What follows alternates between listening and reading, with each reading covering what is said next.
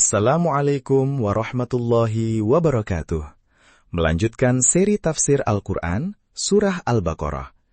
Kalau ayat sebelumnya masih pakai bahasa halus soal riba, ayat ini nadanya berubah jadi ancaman tegas.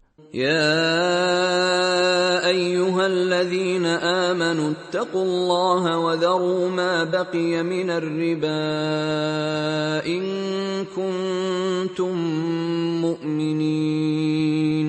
Artinya, wahai orang-orang yang beriman, bertakwalah kepada Allah dan tinggalkan sisa riba yang belum dipungut, jika kamu orang-orang mukmin. Tafsir Kemenak jelasin, Allah ngaitin perintah ninggalin riba langsung sama syarat keimanan. Seakan Allah bilang, kalau kamu benar-benar beriman, tinggalin riba itu, karena mustahil orang beneran beriman dan bertakwa, tapi masih makan riba di saat bersamaan.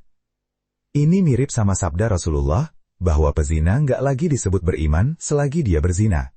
Artinya, iman yang nggak dibuktiin lewat amal itu, iman yang lemah, cuma nempel di lidah, nggak sampai meresap ke hati. فَإِن لَّمْ تَفْعَلُوا فَأْذَنُوا بِحَرْبٍ مِّنَ اللَّهِ وَرَسُولِهِ وَإِن تُبْتُمْ فَلَكُمْ رُءُوسُ أَمْوَالِكُمْ لَا تَظْلِمُونَ وَلَا تُظْلَمُونَ.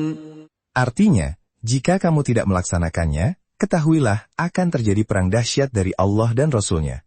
Akan tetapi, jika kamu bertobat, kamu berhak atas pokok hartamu. Kamu tidak berbuat zalim, merugikan, dan tidak dizolimi, dirugikan. Menurut tafsir Kemenak, ayat ini jadi penegasan terakhir yang nadanya udah kayak ancaman keras, buat orang yang udah tahu hukum riba tapi masih ngeyel ngelanjutinnya.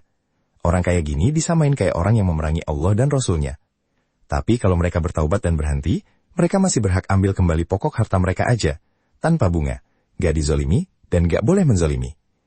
Ayat ini turun berkaitan dengan kasus utang piutang berbunga dari zaman jahiliyah yang masih ditagih setelah Islam datang, dan Allah negasin, urusan macam itu harus disudahi total. Dua ayat ini nunjukin betapa seriusnya Allah soal riba, sampai disamain dengan memerangi Allah dan Rasul-Nya kalau masih ngeyel. Pada part berikutnya, kita lanjut ke ayat yang ngajarin gimana seharusnya sikap kita kalau ada orang yang berutang tapi lagi kesulitan bayar. Sampai jumpa di part berikutnya. Wassalamualaikum warahmatullahi wabarakatuh.